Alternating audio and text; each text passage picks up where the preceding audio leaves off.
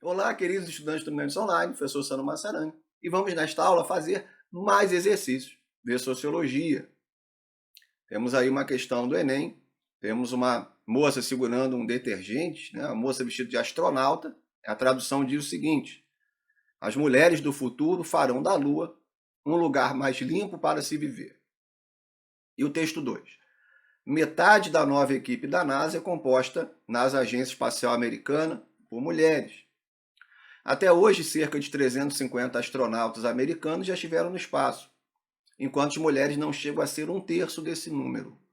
Após o anúncio da turma composta 50% por mulheres, alguns internautas escreveram comentários machistas e desrespeitosos sobre a escolha nas redes sociais. Vamos para a pergunta. A comparação entre o anúncio publicitário de 1968 e a repercussão da notícia de 2016 mostra.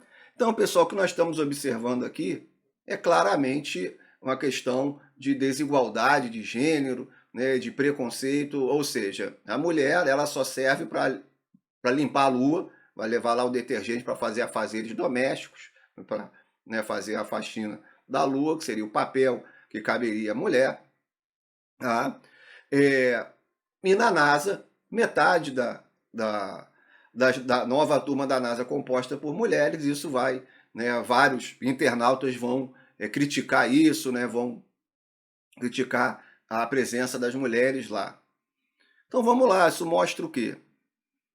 Lembrando que a questão da faxina aqui, você tem um duplo preconceito, de que a faxina é um trabalho inferior, temos isso no trabalho, desigualdade de trabalho, né? Historicamente, em muitas sociedades, o trabalho braçal é visto como inferior, tá? Isso é uma questão cultural, e temos a questão do gênero, né? De que a obrigação da mulher é cuidar da casa.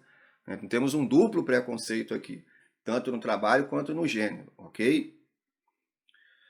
Vamos lá então. Essa notícia mostra, letra A, elitização da carreira científica. Não está falando de classe, de renda, elitização de quem está ganhando mais, não é isso. B, qualificação da atividade doméstica. Não, né? Até não está qualificando aqui a atividade doméstica, não que a mulher tem que ir lá para limpar a lua. C, não tem nada a ver com indústria patrocinadora, né? Não é isso, ambição. D, pode ser, deve ser D, manutenção de estereótipos de gênero. Manutenção é permanência, estereótipo é as imagens do senso comum, né, de que a mulher, a função, a obrigação dela é limpar, ok? Não ser uma astronauta, e se for para o espaço tem que ir para fazer a limpeza, não para ser uma cientista. Vamos ver a letra E, equiparação de papéis, não, nas relações familiares. Aqui não é isso que está falando o texto. Então, pessoal, é letra D. Então, em 1968, temos esse estereótipo que, de certa forma, em muitas situações, continua sendo perpetrado, como a gente está vendo aí, tá? No texto 2, ok? Se mantendo. Assistam a nossa aula sobre gênero e sexualidade, né, que isso vocês vão entender isso bem. Vamos para a próxima, também tem a ver com essa questão de gênero. Ninguém nasce mulher, torna-se mulher. Nenhum destino biológico, psíquico, vamos sublinhar aqui. Nenhum destino biológico, psíquico, econômico define a forma que a fêmea humana assume no seio da sociedade. É o conjunto da civilização, a cultura, que elabora esse produto intermediário entre o macho e o castrado, que qualifica um feminino. Da Simone de Beauvoir, O Segundo Sexo, ok? Na década de 60, a proposição de Simone de Beauvoir contribuiu para estruturar o movimento social que teve como marca.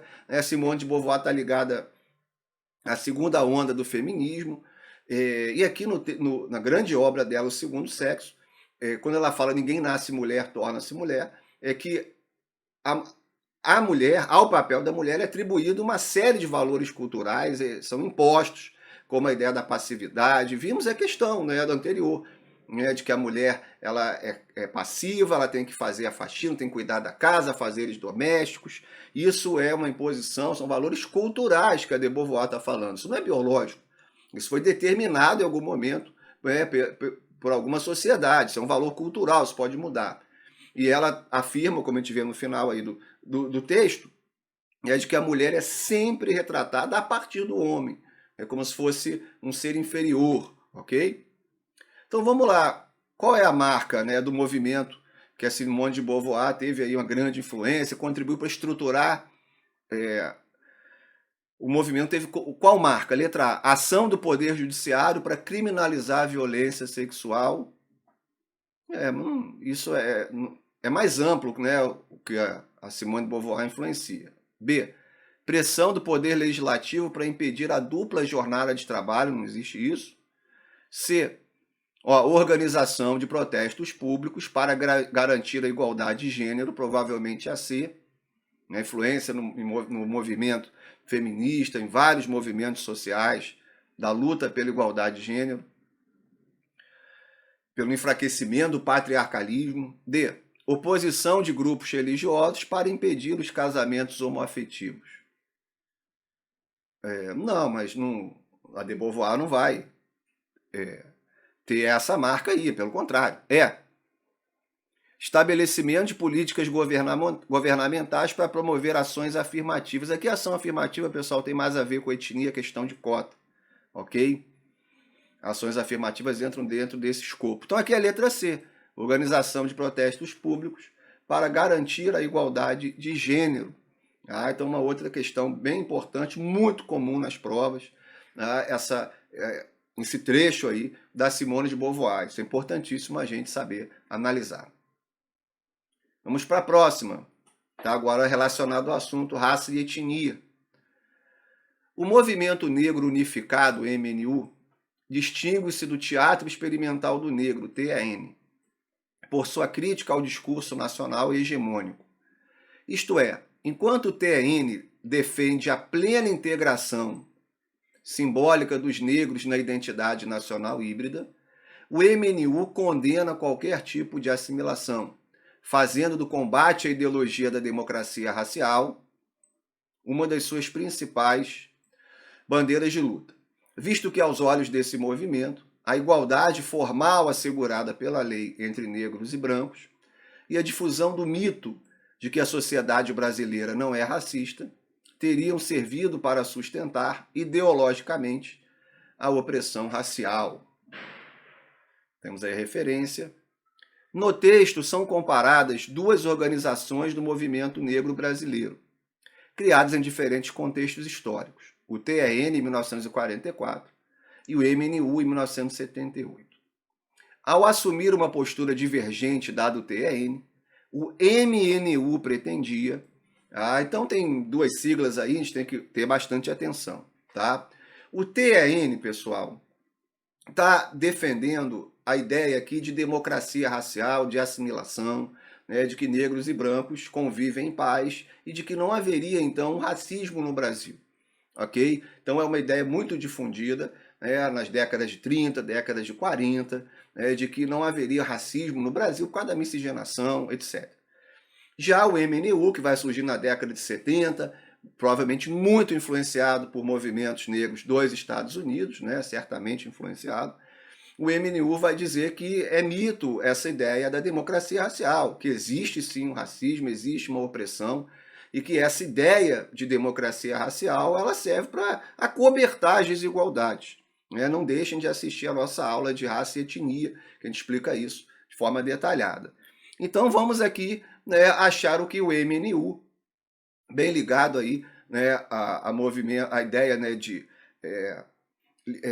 a ideia contrária de democracia racial, pretendia o quê? Letra A, pressionar o governo brasileiro a decretar a igualdade racial. Na lei existe a igualdade racial. Na prática é que a gente sabe que não acontece. B, B, muito boa, denunciar a permanência do racismo nas relações sociais. Então está dizendo o seguinte, olha, estão falando que não existe racismo no Brasil, mas não é isso que, na prática, a gente observa, nas estatísticas a gente observa, no dia a dia a gente observa.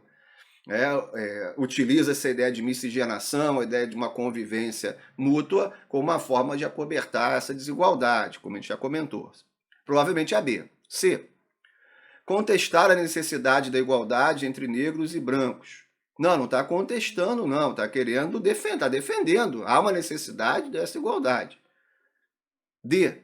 Defender a assimilação do negro por meios não democráticos. Não fala aqui de meios não democráticos ou democráticos, ok? E não defende esse conceito de assimilação também, não. Esse conceito de assimilação, quem defende é outro movimento, né, de que o negro já está assimilado à sociedade, por isso não haveria racismo. Vamos ver a E.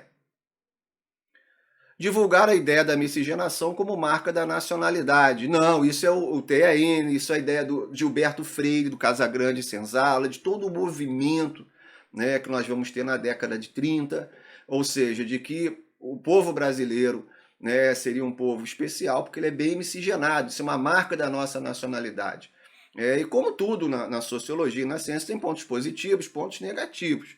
Um ponto positivo é que essa ideia da miscigenação como um traço especial fez com que um discurso racial de que o povo brasileiro era inferior ficasse bem enfraquecido. Porque havia esse discurso no século XIX, do Conde de Gobineau, né, do francês, que vai dizer que quanto mais miscigenado um povo é, mais inferior esse povo se torna, o Brasil seria aí o exemplo de inferioridade. Então nós vamos ter, na década de 30, uma série de pensadores, o destaque para o Gilberto Freire, que vão conseguir reverter essa ideia de que a miscigenação é algo negativo. Só que, em contrapartida, acaba também contribuindo para criar essa ideia da democracia racial, já que negros e brancos convivem com certa harmonia, com muita miscigenação, né? Então não haveria esse racismo, ok? Então é a letra B. Boa questão aqui, é só a gente ter uma certa atenção, né, por causa das siglas, para a gente não confundir. Vamos para a próxima. Temos aí na figura 1 um ônibus, né? Se tornou muito famoso por causa da Rosa Parks aqui na figura 2. Está na Rosa Parks na frente. O Martin Luther King Jr., um dos grandes líderes do movimento dos direitos dos negros nos Estados Unidos. A Rosa Parks também é uma figura fundamental. Esse ônibus relaciona-se ao ato praticado em 1955 por Rosa Parks, apresentado em fotografia ao lado de Martin Luther King.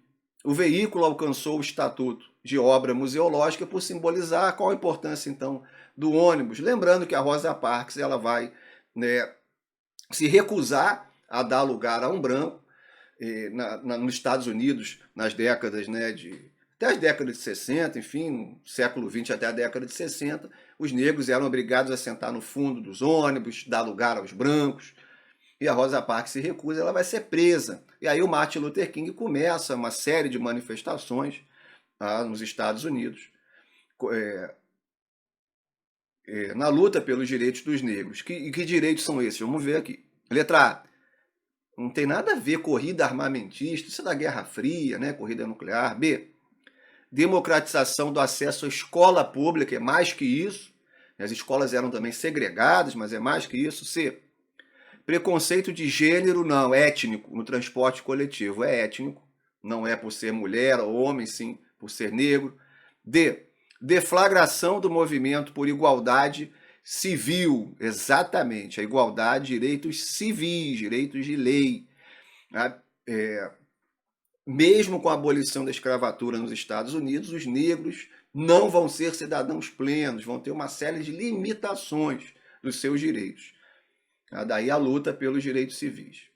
E a letra E, a eclosão da rebeldia no comportamento juvenil, né? Isso é até uma ofensa. Então, a boa questão comum, pessoal. Martin Luther King tem presença aí constante, né? A Rosa Parks em prova. E para a gente finalizar, uma questão que fala de raça, etnia e fala de cultura, muito importante, também comum demais no Enem. A recuperação da herança cultural africana, lembrando o conceito de raça, é um conceito muito problemático, é um conceito cultural construído. Não deixe de assistir a aula para vocês entenderem. A recuperação da herança cultural africana deve levar em conta o que é próprio do processo cultural, seu movimento, pluralidade e complexidade. Não se trata, portanto, do resgate ingênuo do passado. nem do seu cultivo nostálgico, mas de procurar perceber o próprio rosto cultural brasileiro. O que se quer é captar seu movimento para melhor compreendê-lo historicamente. Ok, vamos ver. Um bom texto. Com base no texto, a análise de manifestações culturais de origem africana, como a capoeira ou o candomblé, deve considerar. Então, o que o texto está falando, pessoal? Que, por exemplo, não é a mesma coisa que é na África. Quando uma religião de matriz africana chega ao Brasil, cuidado com essa ideia de tentar um resgate ingênuo do passado, de achar que ele é igual. Não. Quando chega aqui, vai trazer pontos culturais do local de origem, nesse caso a África, mas vai também ter contato com a cultura brasileira, vai surgir aí um amálgama, um contato cultural, tá? Tanto no caso aqui da capoeira, candomblé, mas para qualquer prática cultural, né? A gastronomia, isso é a mesma coisa, né? Quando chega, né, a comida tradicional de um lugar, quando vem para o Brasil se modifica, né? Isso acontece em toda a sociedade, toda a humanidade. Todos os grupos sociais nós temos trocas culturais, adaptações. A cultura não é estática, a cultura é dinâmica, ela muda o tempo inteiro e ela se adapta ao lugar onde ela está. Vamos lá. Então, essas manifestações, letra A, elas permanecem como reprodução dos valores e costumes africanos. Não, tá? Elas se adaptam ao Brasil. Não é só costume africano, é também brasileiro. Adquire também uma nova face. Vamos ver a B. Também não, nem 8 nem 80. Perderam a relação com seu passado histórico? Não, há uma relação. Né? Se a gente estudar a história do candomblé, a história da capoeira, a gente vai ver essa relação profunda com a África. Mas não é a capoeira do Brasil, não é a mesma práticas que nós temos na África, assim, com práticas religiosas, práticas de dança, de luta, não são as mesmas, temos mudanças culturais. C. Derivam da interação entre valores africanos e a experiência histórica brasileira. Muito boa essa, né? Exatamente esse sincretismo, né? Esse é um ótimo termo, sincretismo é essa mistura. E nós sabemos que há diversos, principalmente na cultura africana aqui no Brasil, há o sincretismo em vários pontos, até porque era proibido, muitas das práticas nativas africanas eram proibidas. E aí a religião, por exemplo, vai passar por esse processo de sincretismo, onde figuras católicas vão se associar, né, à religião africana, figuras importantes africanas. Então os africanos no Brasil eles vão fazer esse processo de sincretismo em várias práticas culturais, né, vários pontos importantes nisso. Provavelmente é C, essa interação, esse sincretismo. D. Contribuem para o distanciamento cultural entre negros e brancos no Brasil atual. Não, muitas vezes pela aproximação até. Muitas práticas africanas, culturais africanas, são feitas por negros, brancos, por pessoas miscigenadas. Né? O Brasil é muito miscigenado. Vamos ver a letra E. Demonstra maior complexidade cultural dos africanos em relação aos europeus. Não, na verdade toda a sociedade é complexa. Né? Cuidado com essa ideia de cultura superior, cultura inferior.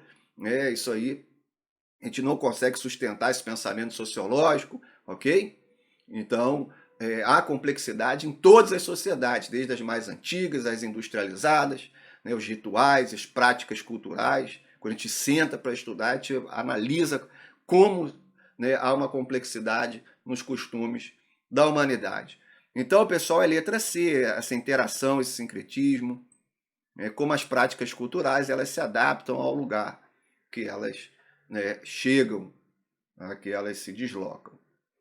Então, pessoal, espero que vocês tenham aprendido bastante. Não deixem de praticar exercícios, fundamental para um bom desempenho na prova. Bons estudos e até a próxima!